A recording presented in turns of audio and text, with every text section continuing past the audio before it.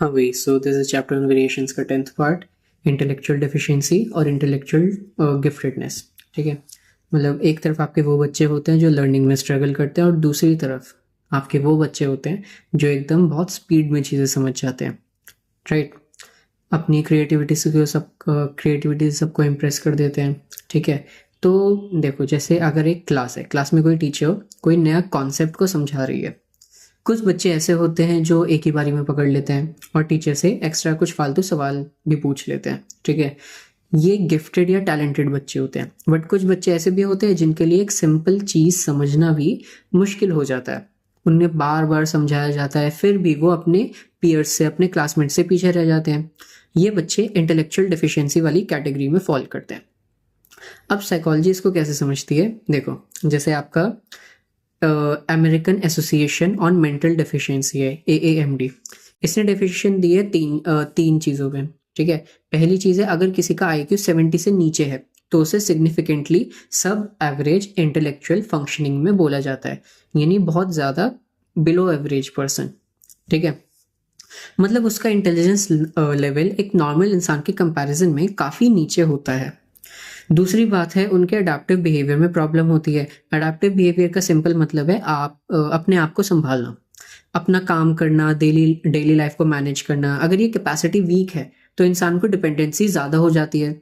And तीसरी बात ये है कि ये सब डिफिकल्टीज डेवलपमेंट पीरियड के दौरान, मतलब बर्थ से लेकर 18 साल की एज ग्रुप में ज़्यादा दिखनी चाहिए। ठीक है, प्लीज़ एक सेकेंड प्लीज़। हाँ जी, तो आई वाज टेलिंग यू कि ये जो चीज़ें हैं आपकी डेवलपमेंटल एज में दिखनी चाहिए, यानी बर्थ से 18 साल की एज तक।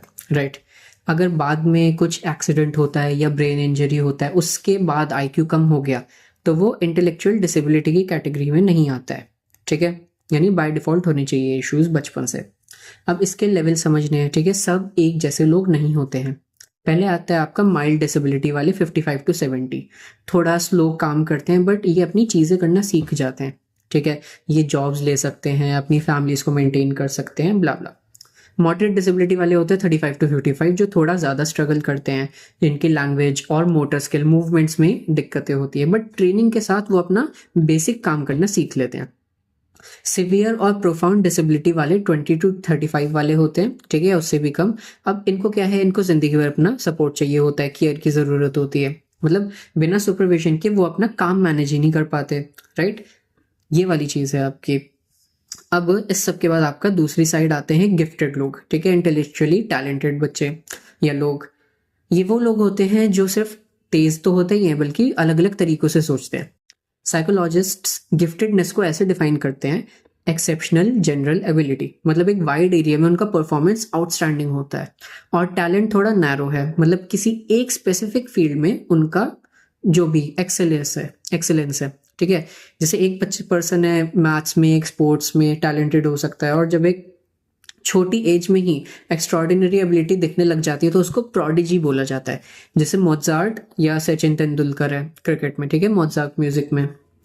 अब एक एग्जाम्पल देखो, जैसे गिफ्टेड बच्चे अपने इन्फेंसी से ही अलग लगते हैं।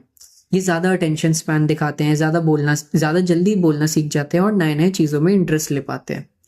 बट ये मत समझना कि गिफ्टेडनेस का मतलब हमेशा एकेडमिक टॉपर होना होता है। राइट, एक एथलीट है जो स्पोर्ट्स में बहुत बढ़िया है, वो भी गिफ्टेड है क्योंकि उसका साइकोमोटर एबिलिटी, यानी अपने माइंड को अपनी बॉडी के साथ लिंक करने की एबिलिटी एक्सेप्शनल है।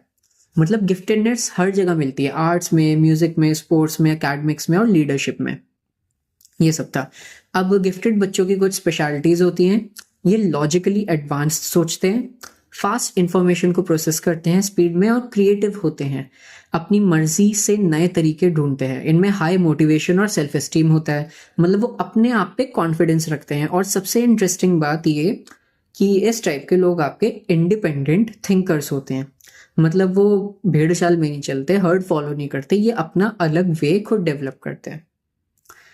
अब स्कूल्स में ये गलती होती है, जैसे आपके जो टीचर्स हैं वो गिफ्टेडनेस को ना सिर्फ मार्क्स से जज कर लेते हैं, बट साइकोलॉजी बोलती है कि सिर्फ IQ टेस्ट से गिफ्टेडनेस आइडेंटिफाई नहीं होती।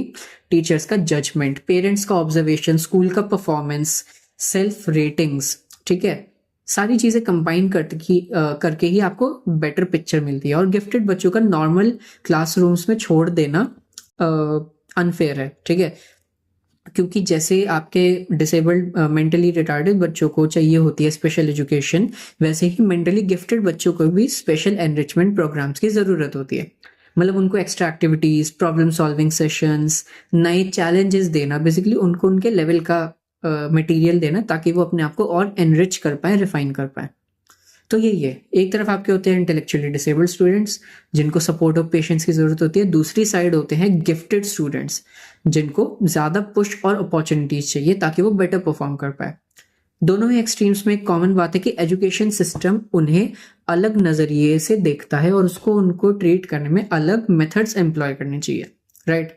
सो that's it for the 10th part. मैं तुम्हें 11 बजे मिलूंगा। Till then take care, bye bye.